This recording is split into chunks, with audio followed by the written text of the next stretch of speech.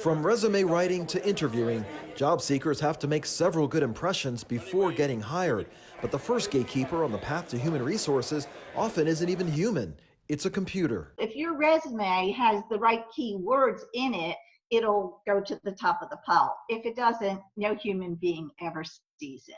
And that's a real tragedy. Professional resume writer and career coach Debbie Shalom explains there's an easy way to find the right words to use to get noticed by the applicant tracking software. Look at words that keep repeating themselves throughout the job posting. That's a short, simple way to identify them. Another way is think about industry buzzwords.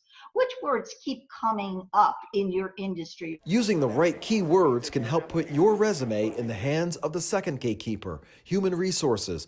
Your resume should be written in a way to answer the needs of the hiring manager, but in a way an HR manager can understand, so you'll want to avoid acronyms. The HR person most probably does not know what those acronyms stand for. So I always tell people, first of all, don't overload your resume with acronyms. And if you do, put in parentheses, what do they stand for? And the third gatekeeper your resume needs to impress is the person who could end up being your future boss. Make sure that when you write your resume that you remember it's about the employer's needs. So even though the resume is yours and it's about you, but it's how you are going to satisfy what they need. As you lay out what to put in your resume, Shalom recommends starting at the top with letting potential employers know what skills make you the right person for the job. You have a good blend of what we call soft skills and hard skills.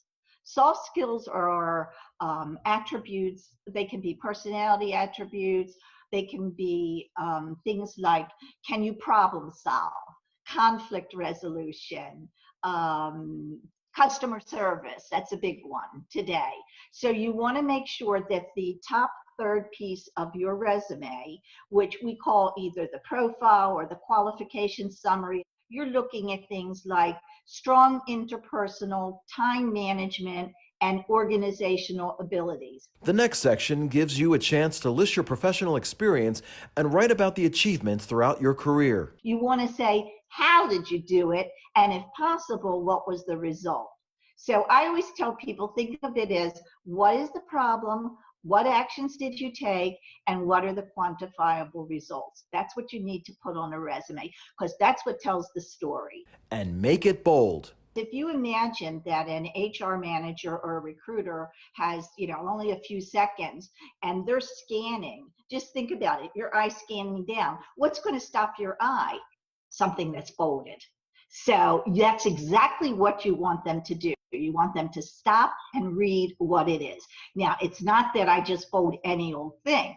If you see in the resume example that I've given you, I've folded the big pieces of what they did for the company. For instance, they negotiated competitive prices from vendors. So that's a thing that, an item, an achievement that most employers would like to know. And there's something you should know about how you create your resume to prevent it from getting lost in the shuffle. A lot of people that I see use commercial templates, and unfortunately, commercial templates a lot of times have text boxes and columns built into them.